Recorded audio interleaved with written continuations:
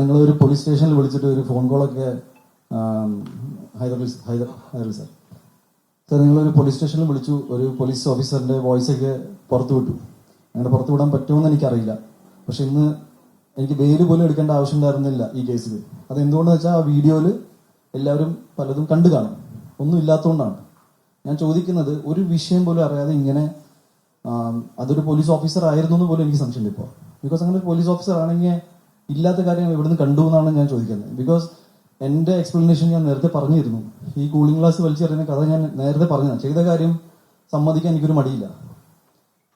ഒരു basic research എന്നൊരു സാധനം ഉണ്ടല്ലോ, ദാറ്റ് ഈസ് നിങ്ങൾ ഒരു വ്യക്തിനെ ഇങ്ങനെ പബ്ലിക്കലി കില്ല് ചെയ്യുന്ന രീതിയിൽ എനിക്ക് മനസ്സിലായില്ല. ബിക്കോസ് എനിക്ക് നിങ്ങളിൽ നിന്ന് ചില പ്രതീക്ഷകളുണ്ടായിരുന്നു. എന്തുകൊണ്ടെന്ന് വെച്ചാൽ ഈ പുള്ളി ഫെഫ്കയിലെ മെമ്പർ പോലും അല്ല. ഒരു ബേസിക് റീസെർച്ചിന്റെ ഭാഗമായിട്ട് എല്ലാ ഇന്റർവ്യൂസിലും ഫെഫ്കയിലെ മെമ്പറാണെന്ന് പറയുന്ന ബ്ലേറ്റന്റ്ലി നുണ പറയുന്ന ഒരാളുടെ വാക്കുകൾ കേട്ടിട്ട് നിങ്ങൾ, എനിക്കറിയില്ല, എനിക്ക് ഈ നടനെ വിളിക്കേണ്ടി വന്നു. ഞാൻ എൻ്റെ ലൈഫിൽ എക്സ്പ്ലനേഷൻ കൊടുക്കാത്ത ആളാണ്. ഞാനിപ്പോൾ വന്നത് എന്താണെന്ന് വെച്ചാൽ, ഈ 2 ദിവസത്തിൽ ഈ പറയുന്ന ആൾക്കാർ എല്ലാവരും വന്നിട്ട് ഇതിന്റെ സത്യാവസ്ഥകൾ പറയും, എന്നെ ഇതിൽ നിന്ന് പുറത്താക്കുമെന്ന് ഞാൻ വിശ്വസിച്ചു. ബിക്കോസ് ഇവരെല്ലാവരും എൻ്റെ ഒരു പോയിന്റിൽ വളരെയധികം അടുത്തുള്ള ഫ്രണ്ട്സ് ആയിരുന്നു. ഇതാരും ചെയ്യാത്തതുകൊണ്ടും ഇതിൽ കേസ് എന്താണെന്ന്, ബിക്കോസ് നിങ്ങൾ എല്ലാവരും എടുക്കുന്ന ന്യൂസ് തന്നെയാണ് ഞാനും കേട്ടുകൊണ്ടിരിക്കുന്നത്. എൻ്റെ ഒറ്റ കോൺഫിഡൻസ് എന്ന് വെച്ചാൽ ഞാൻ ഇയാളെ തൊട്ടിട്ടില്ല. സംസാരം ഉണ്ടായിട്ടുണ്ട്. സംസാരം വളരെ ഇമോഷണൽ ആയിരുന്നു. ഞാൻ വളരെ വിഷമത്തിലായിരുന്നു. അവിടെ നിൽക്കുന്ന ആള് പോലീസിന്റെ അടുത്ത് മൊഴിയും കൊടുത്തിട്ടുണ്ട്, സംസാരിച്ചിട്ടുണ്ട്. ഞാൻ പറഞ്ഞു വന്നത്, ഇങ്ങനെ ഒരാളെ ജസ്റ്റ് മേ ബി നിങ്ങളുടെ കൂട്ടത്തിൽ നിന്നൊരു ആളായതുകൊണ്ടും PR ചെയ്യുന്ന ഒരു ആൾ, നിങ്ങളെല്ലാവരും PR ഏജൻസീസും റിപ്പോർട്ടിങ്ങും എല്ലാം ചെയ്യുന്ന ഒരാളായതുകൊണ്ടാണോ ഇങ്ങനെ ഞാൻ ഉണ്ണിമുകുന്ദൻ ഇങ്ങനൊരു വ്യക്തിയാണ്. ഞാൻ ഉണ്ണിമുകുന്ദനെ കുറിച്ച് കുറച്ച് കാര്യങ്ങൾ പുള്ളി ചൂണ്ടിക്കാണിച്ച ചില കാര്യങ്ങൾ ഞാൻ പറഞ്ഞുതരാം. എൻ്റെ സ്വഭാവത്തിന്റെ പ്രശ്നം എന്താണ്? എൻ്റെ സ്വഭാവത്തിന്റെ പ്രശ്നം, ഞാൻ ആരോട് എന്ത് ചെയ്തു എന്നാണ് ഈ പറയുന്നത്.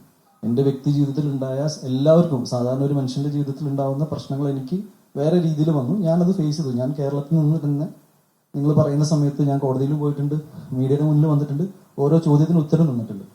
ഞാൻ എവിടെയാണ് ഓടിപ്പോയത്? എന്താണ് എൻ്റെ ലൈഫിൽ ഉണ്ടായ പ്രശ്നങ്ങൾ?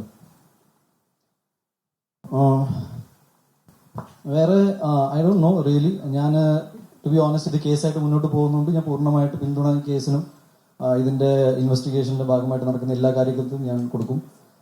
അതുപോലെ തന്നെ അമ്മ അസോസിയേഷനും ഫെഫ്കയുടെ സൈഡിൽ നിന്ന് ഉണ്ടാകുന്ന മീറ്റിംഗിൽ ഞാൻ പങ്കെടുക്കും.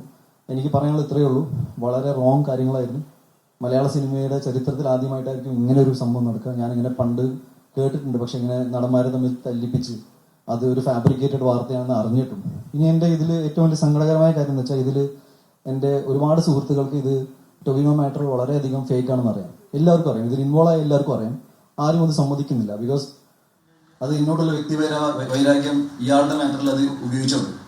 എനിക്ക് അതിന്റെ റീസൺസ് കേട്ടിട്ട് നിങ്ങളുമായിട്ട് പങ്കുവയ്ക്കാൻ പോലുള്ള മാറ്റർ പോലും അല്ല എന്നാണ് ഞാൻ വിശ്വസിക്കുന്നത്.